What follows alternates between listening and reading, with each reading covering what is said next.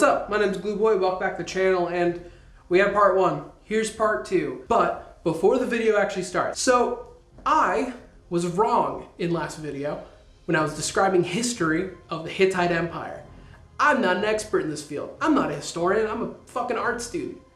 I didn't study this, but channel member Robbie Beckmeyer828 gave a really fucking good write-up on the actual origin, like place of origin, time period of the Emperor of Man.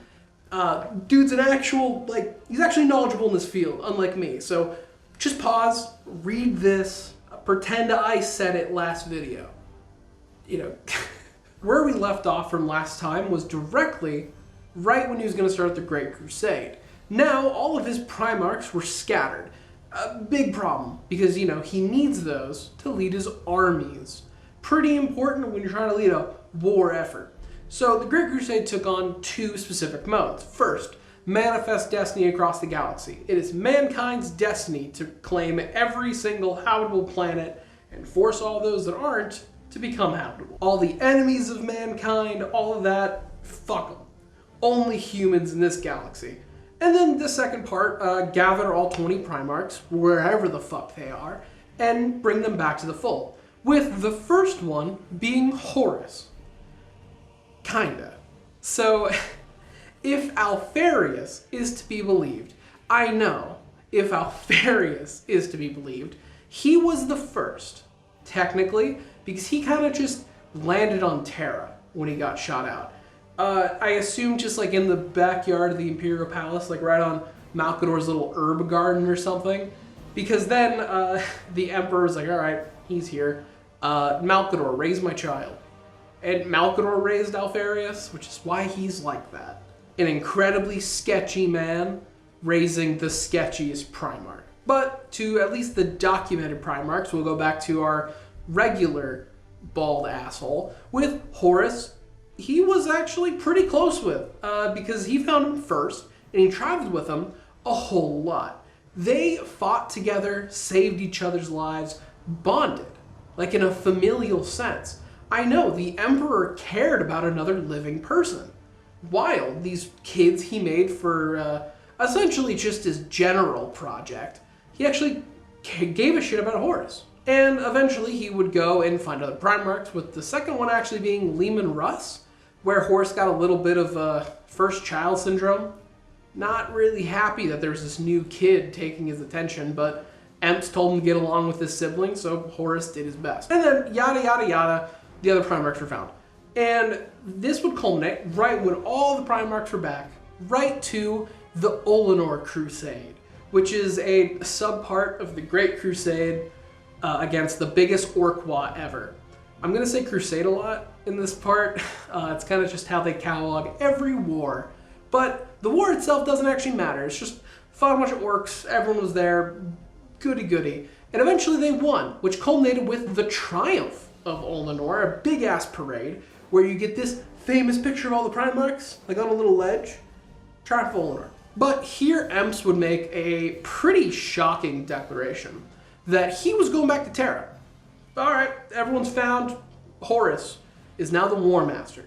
He was selected for the position and honestly is the best for the position. I think you can make an argument for some of the other Primarchs, but none of them would have done as good of a job. Because the ones who are, say, as skilled as Horus, look at you, Lionel Johnson, is a black hole of charisma.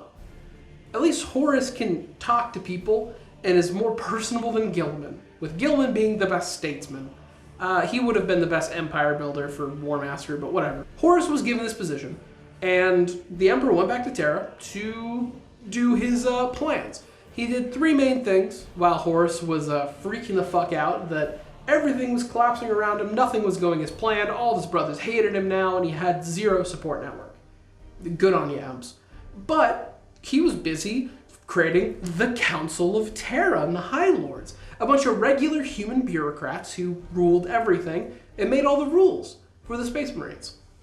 People who never fought a day in their lives, didn't know what goes on in war, and try to, dictate how war is waged. Then we also have the Council of Nicaea with Magnus, where the Emperor banned the librarians from combat. No more psykers in combat. Stop fucking around, Magnus. Stop going into forbidden lore. It's not safe for you. And then lastly, he would undergo his human webway project, where the Emperor found a method to brute force himself into the Eldar webway. And it's, okay, I make this reference a lot of times in these videos if you dig through them, but literally, the webway is just the nether in Minecraft. It is a pocket dimension that you travel faster. It's quicker than warp travel, and it's safer than warp travel because there's no demons in there. You just gotta worry about elves, and if you bring enough big enough army, the elves can't do anything because there's not enough of them. As such, actually, as the Emperor was building his way through the webway, the Eldar actually started cutting off their own, like, tunnels to their craft worlds because they were kind of scared the Emperor would invade their craft worlds. And that's one key part of this whole project. The Emperor actually couldn't make the webway tunnels the way the Eldar can. With their psychic might, wraith bone, whatever the fuck they do. I don't know. I don't like elves. I don't care about how they build their webway. But the Emperor had to kind of do it the old-fashioned way. And that was not great, because those things weren't very stable. So the Emperor had to do some great psychic might to keep them active so they didn't collapse on each other or cause demons to actually come in. These tunnels, if they were weak enough, were actually entry points for demons, which would, you know, negate the whole benefits of the webway. But primarily, the Emperor was trying to get around the whole idea of traveling through the warp itself. Warp is dangerous, chaos is too dangerous for humanity, it's its biggest threat. Get rid of this massive issue, and humanity can strive. But all of these projects would get really fucked because Horus went traitor. Like I said, he had no support network, a lot of things were collapsing around him, and more events that you can follow in my Horus video. He fell to chaos and decided to betray the Emperor, which Magnus caught wind of. And being the good old kid he is, he wanted to warn Dad. But he wanted to prove a point while, you know, saving the Imperium. No, Dad, banning psykers was a bad call. I know better. I'm gonna psychically project myself to the Imperial Palace. What are all these psychic barriers doing in the way? Get out of here. And created a warp tear for demons to pour through to the Imperial Palace in the webway. An event known as Magnus's folly, because it was. He fucked up bad. He did, in fact, warn the Emperor that, you know, Horus turned traitor, but he fucked everything up. Because now the Emperor had to sit on the golden throne, a old piece of human tech that is essentially a giant psychic amplifier. So where the Emperor had to sit on it perpetually to keep the webway from fucking collapsing.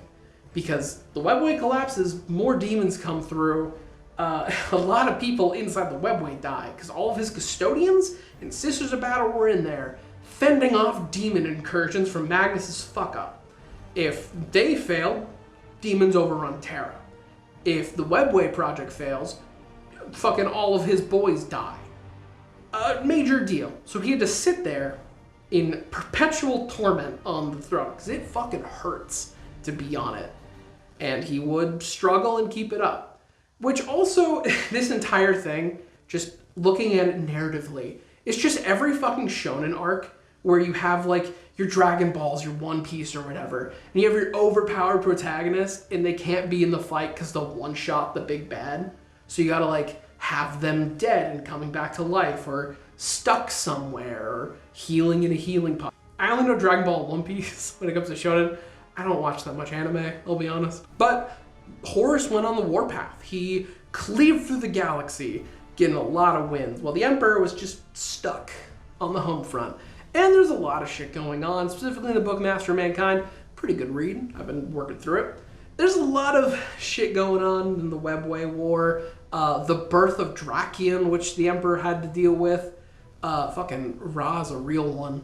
Those that read it know. But long story short, we get to the actual Siege of Terra, which I'm not going to reiterate the entire thing here as well. Main points. All the Primarchs showed up again, some in defense, some for attacking. Angron, a giant demon dude missile. Perturabo, breaking the walls and rage quitting because demons were involved. Fucking Fulgrim just murdering the populace for funsies. Things like that. But eventually, as the battle kept raging on, the flagship of Horus, the Vengeful Spirit, dropped off its defenses, like its shields, all of that, giving a chance for the Imperial forces to actually teleport onto the ship and deal with Horus himself, which the Emperor took up on that offer. So did Sanguinius, who was wounded fucking horribly after his fight with Angron and Kabanda. Two dope-ass fights. Sanguinius, take him or leave him, I don't really care about him. Those fights, though, fucking sick.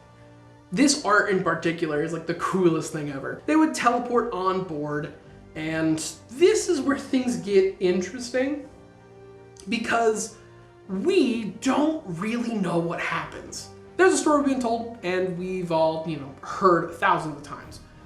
But the Siege of Terra series is still ongoing, and there's one more book left. This final book is gonna outline the actual fight, because a lot of shit happened on the ship. Like, everyone was separated when they got teleported. A bunch of custodians got like demon infested, and the Emperor had to kill them. He used like the fucking cleansing flame powers that he got from the Chaos Gods or something. I haven't read the Siege of Terra books yet, so I'm skimming from the wiki. But the story we've all heard is, the basic one. Sanguinius goes, charges Horus, they fight, he dies. Right when he's dead, Horus, this piece of art, standing over Sanguinius' corpse, with this fucking face Sanguinius is making for some reason. This Donald Trump-ass face. The Emperor walks in, sees his old favorite son just killed his new favorite son, and now he's pissed. They fight, but the Emperor still cares about Horus. He's still hesitating to actually kill him, giving Horus an opening to mortally wound the Emperor. He's laying there, dying, looking at his son, evil, and then when he's about to get a big psychic blast to kill him, a random dude jumps in front to save the Emperor. Depends on who you ask, if it's a regular human, a guardsman, a space marine, a custodian, depends who you ask.